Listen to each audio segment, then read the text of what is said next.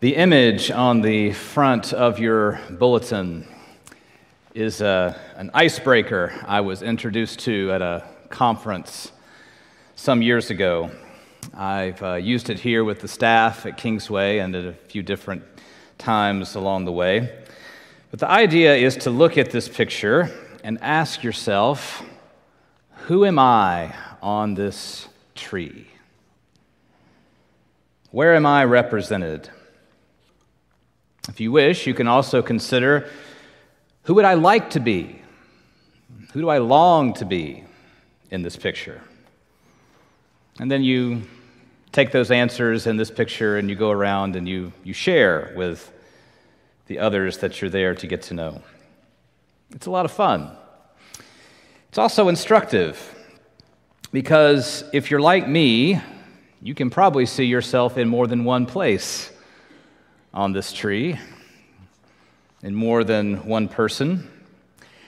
If I went back and looked carefully, I imagine it would probably be shown that I gave different answers to these questions each time that I did this exercise. Many of my answers may have depended on what mood I happened to be in that day, or how much coffee I had had. I'm not just one kid in this tree. Some days I feel like the cat who's stuck at the top. You might not be able to see him too well, but he's there, and there's something apropos about that too. This realization of how we go about seeing ourselves in this picture, this realization is something that I think we should take to our approach to Scripture. Where do we see ourselves in the text? Who do we identify with when we read? It's something we really do all the time when we read the Bible, whether we're conscious of it or not. Sometimes we are, sometimes we do it intentionally. There's more than one leadership resource out there that asks us or invites us to evaluate our leadership style based on different figures from the Bible. Who do you identify with? Who do you see yourself in? Moses, Joshua, David, Nehemiah, the lists go on. Other times we're not as conscious of where we situate ourselves in a biblical text. Jesus' parable about the laborers in the vineyard in Matthew 20 is one such example. If you're not familiar with this parable, it's the one where Jesus says that the owner of a vineyard went out early in the morning to hire workers to come and work in his vineyard. And he hired a group of workers for the usual daily wage. Then at 9 o'clock in the morning, he went back out and he hired some more workers, also for the usual daily wage. Again, realizing he doesn't have enough workers to harvest his vineyard, he goes back out at noon, and again at 3 o'clock, and then again at 5 o'clock, each time contracting with the workers to come and work for him for the usual daily wage. And at the end of the day, at 6 o'clock, when it's time for him to pay his laborers, he pays them all. He pays them all the same. He pays them all the same daily wage. And the folks who showed up first thing in the morning are quite angry. Why should they receive as much as we have received? And this parable has been controversial since the day that Jesus first told it. And Barbara Brown Taylor says it remains controversial because, unconsciously or not, we tend to approach this parable from the perspective of the folks who showed up first thing in the morning. We assume that we are the responsible, hardworking folks who are up and at 'em. And probably also because in the church we know that once you get a job, you get stuck with it for a long time, right? But no matter what the reason, that identification colors how we enter into this parable, how we receive it. But Barbara Brown Taylor suggests What if we were to enter this text as one of the workers hired at 3 o'clock or 5 o'clock? That would very much change the flavor and the nature of the story. It wouldn't become a controversy then. It would instead become a great celebration, which is how Jesus intends it. He's highlighting the generosity of the landowner. Where do we situate ourselves in the biblical text?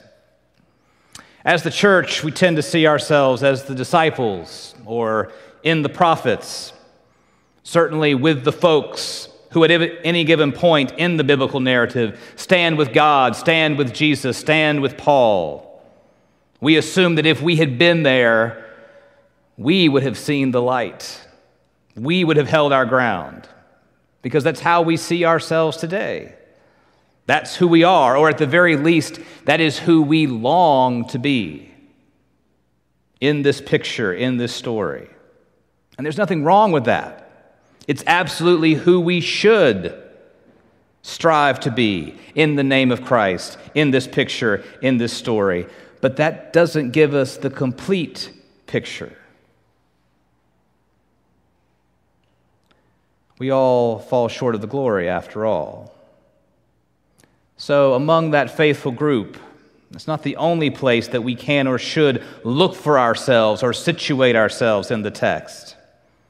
We may see ourselves in the disciples, but truth be told, there are times when we should see ourselves more like the Pharisees, like the scribes, the intractable, defiant folks who either cannot see or refuse to see the new things that God is up to. That's certainly where a lot of people outside these walls would situate us in this text. In fact, that's another instructive way that you can use this icebreaker. Ask someone else, where do you see me in this tree? You'll learn something, especially if you ask your spouse. Where do we locate ourselves in the biblical text? How do we go about locating ourselves in the biblical text? Well, we should do it humbly, honestly, without pretense, and especially without first stopping to survey the whole scene, to make sure we take a look at the entire picture. It's easier with some passages than with others. I would also say it's more important to do with some passages than others. And this passage before us today, this first half of Acts 23, is one of those places where I think it's particularly important to step back and look around, really see who's there, see what's going on, before we look to see where our reflection may be shining back at us. Because unlike the parable in Matthew 20, this is a messier scene without as clear and intended a lesson to be learned. If you'll recall from last time, Paul was about to be flogged by the Roman soldiers, the soldiers who had just rescued him from a murderous mob in the temple. The tribune is put out by the entire situation. He wants to hit somebody, and he wants to find out what all this commotion is all about. And Paul can satisfy both of those urges. But Paul reveals he's a Roman citizen, and the law prohibits citizens from being beaten unless it is a punishment duly handed down by a court of law. And by the way, the fact that the tribune respects Paul's rights and privileges here speaks highly of him, as in our own day, especially the further out from the seat of power and population that you went. The powers that be didn't always respect your rights and privileges even when you had them. So since he can't beat the truth out of Paul, but he knows it's a religious dispute of some kind, the tribune sends for the Jewish high council. They're the religious authorities, after all, in the city of Jerusalem, among these Jewish people. Surely they can ascertain and explain what's going on and why so many people are frothing at the mouth over this man, Paul. But sadly, no. The Sanhedrin proved no better than the crowd. As soon as Paul opens his mouth, they react violently to him, and they soon start to fight among themselves. So much so that the tribune once more has to have his soldiers remove Paul from the gathering. And it doesn't stop there. Some elements of the people, perhaps even some elements of the council, are so incensed that they form a plot to assassinate Paul. In fact, this particular gang of conspirators takes an oath that they will not eat or drink until they see Paul dead. But Paul's nephew learns of the plot and tells both Paul and the tribune a discovery that will initiate Paul's journey west as a prisoner, away from Jerusalem and ultimately to the capital city of Rome. So what are we to do with all of this? It's a question Kristen asked me when we were looking at this earlier in the week. What are you going to do with this? Well, let's start with a full survey of the tree, as it were. How might we locate ourselves in this particular text? Well, there's Paul, our hero, the great apostle. How might we see ourselves there in him? We absolutely need to see him as an example throughout Acts, an inspiration. But here, there's more than one way to read Paul's actions. Even the greatest of heroes aren't heroic all the time. And as I read this text over and over, I wonder, as he stands before the Jewish high council, is he petulant or is he strategic? And I'm not really sure, to be honest. He certainly knows that the Pharisees and the Sadducees disagree on the subject of resurrection. He knowingly opened that can of worms in their midst. The question is, did he open it to throw the proceedings intentionally into disarray?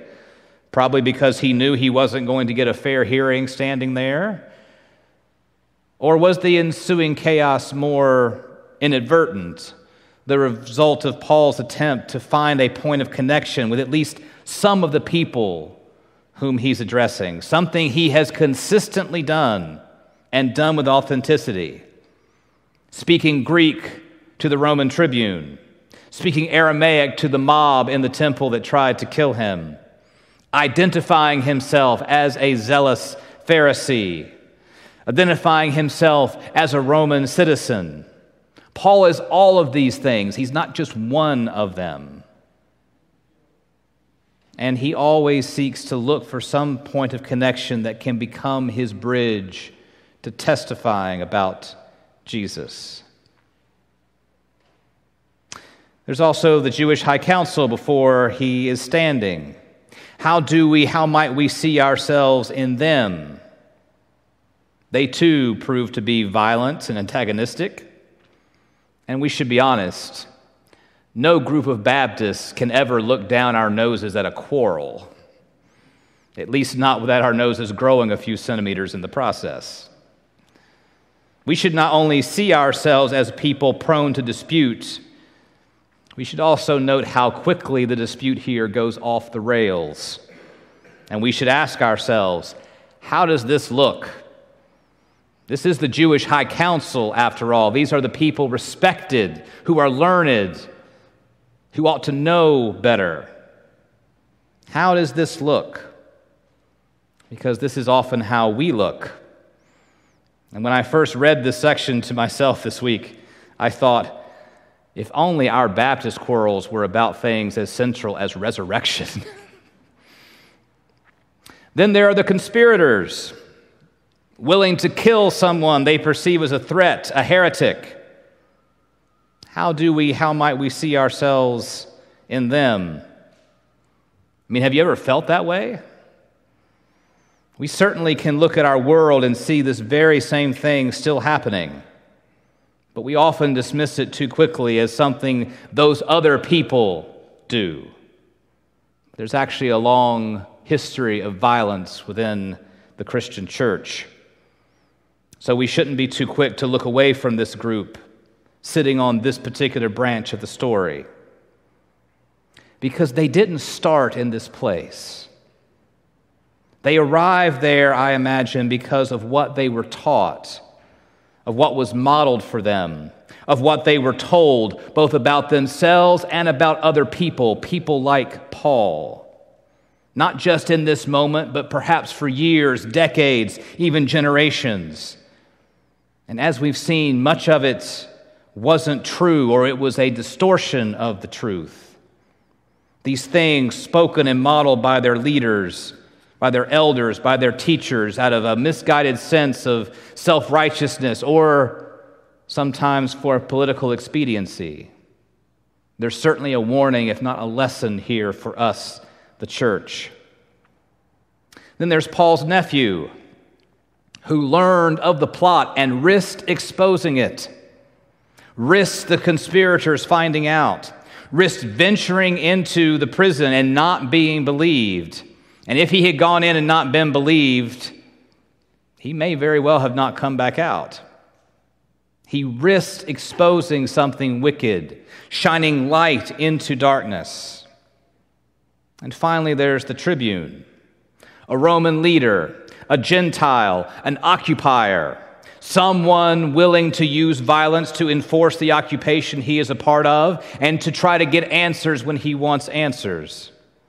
Paul certainly wouldn't have been the first or the last person he had ordered flogged. Yet, in this moment, he receives Paul's nephew tenderly. He takes him by the hand, he listens, and he takes the word of this young man, perhaps this child, seriously.